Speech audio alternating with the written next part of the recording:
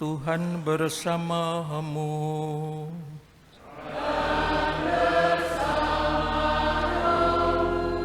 Inilah Injil Yesus Kristus menurut Markus.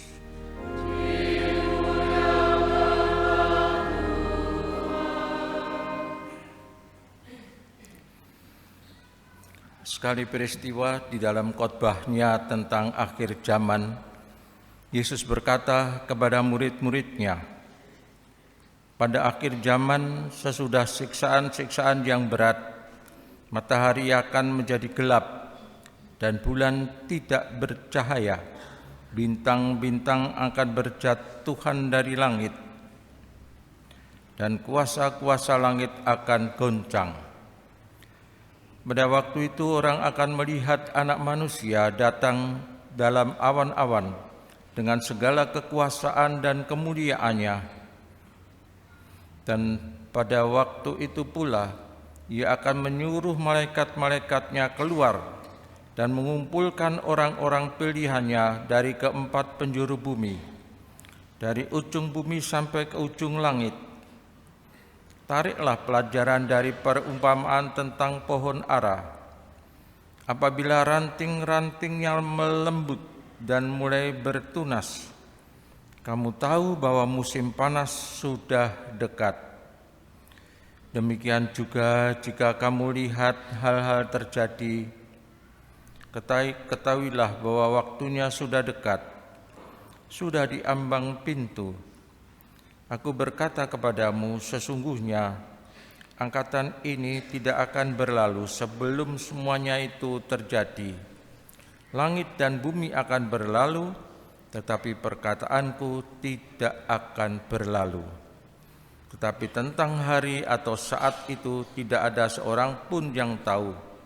Malaikat-malaikat di surga tidak, dan Anak pun tidak, hanya Bapa yang tahu. Demikianlah sabda Tuhan.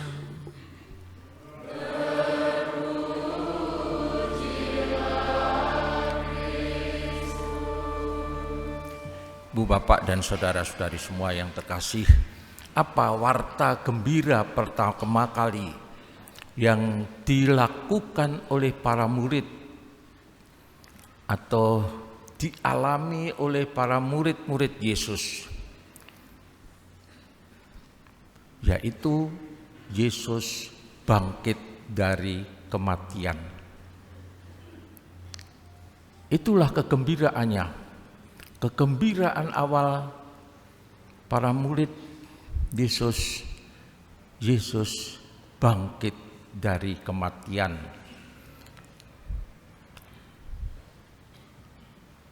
Dan itu selalu diingat-ingat.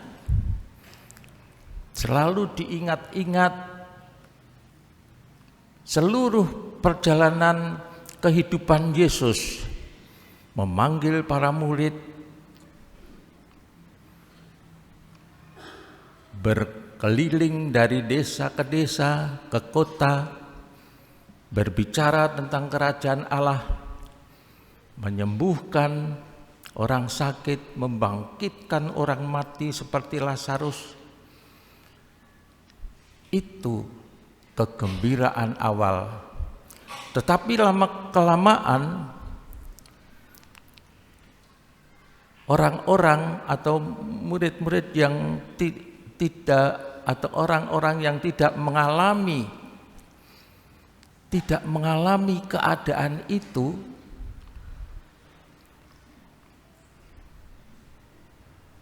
dia hanya mendengar warta tentang Yesus. Dari waktu ke waktu, tahun ke tahun, kemudian apa? Tentu tidak mengingat seperti murid-murid Yesus sendiri. Karena itu perhatiannya kepada pengharapan yang akan datang. Pengharapan hidup, berpengharapan untuk waktu-waktu mendatang. Kegembiraannya itu.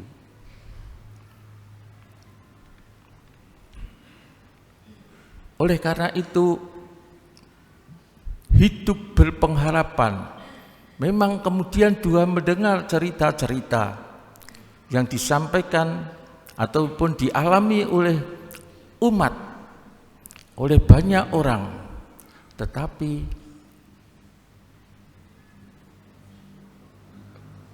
kedepannya dia membangun pengharapan.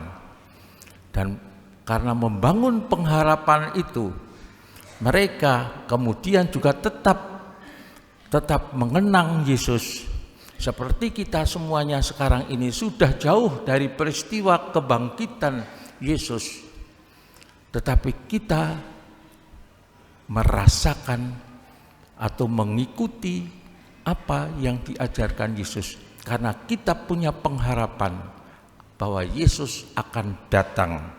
Seperti dikatakan, dia akan datang dengan penuh kemuliaan, dan itulah yang membawa sukacita, kegembiraan kita. Kendati akhir zaman, kendati bahwa segala sesuatunya akan hancur, segala sesuatunya akan hilang, tetapi pengharapan akan kedatangan Yesus pada akhir zaman, kehadirannya dan kedatangannya kembali membawa pengharapan. Kita hidup di dalam pengharapan, dan karena hidup di dalam pengharapan, kita juga selalu mengikuti. Artinya hidup, bagaimana hidup kita sekarang ini terarah pada pengharapan yang akan datang. Kita tetap mengikuti Yesus, mengikuti apa yang diajarkan, dan bahwa dia tetap menjanjikan menyertai kehidupan kita setiap hari, mengarahkan kehidupan kita supaya pada saat dia datang kita siap menerimanya dengan hidup yang pantas, hidup yang baik, seperti diwartakan, seperti yang telah dilaksanakan oleh Yesus. Bahwa memang ada salib-salib kehidupan kita, ada. Seperti Yesus pun demikian, tetapi tetap mempunyai pengharapan, tetap mempunyai kepercayaan akan Allah yang baik. Yesus juga tetap mengasihi Bapaknya. Kita pun juga dipanggil untuk tetap setia dan mengasihi Bapa kita di surga. Tahun liturgi kita, tahun peribadatan kita hampir berakhir. Minggu depan adalah hari raya Yesus Raja semesta alam, dan kemudian masuk liturgi baru, tahun liturgi baru, yaitu masa Advent. Oleh karena itu, baiklah kita, seperti juga tahun berakhir, kita menghitung perjalanan kegiatan-kegiatan paroki kita, kegiatan-kegiatan kita, baik peribadatan, baik karya sosial, baik juga karya pendidikan, baik juga karya-karya sosial yang lain, melihat hubungan kita dengan saudara-saudari yang berkeyakinan lain, tanggung jawab kita dalam kehidupan bersama.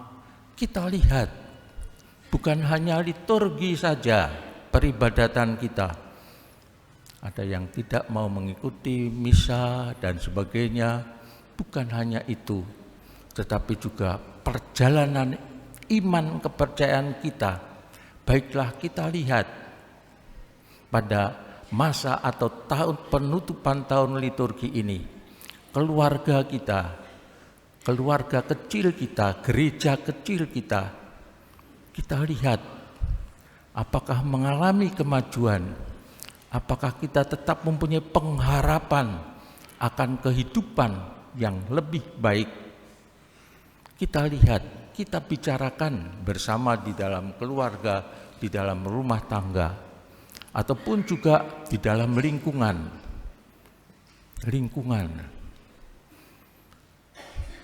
Marilah ibu bapak dan saudara-saudari semua pada penutupan tahun, pada akhir liturgi kita ini, kita membangun pengharapan,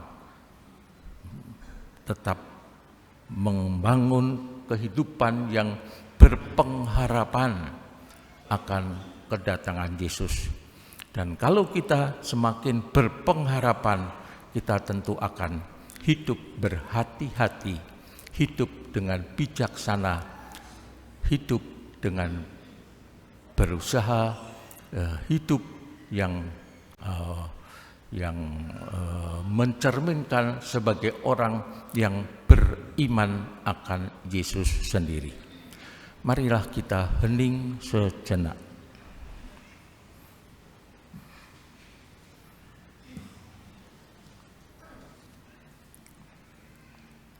Kemuliaan kepada Bapa dan Putra dan Roh Kudus.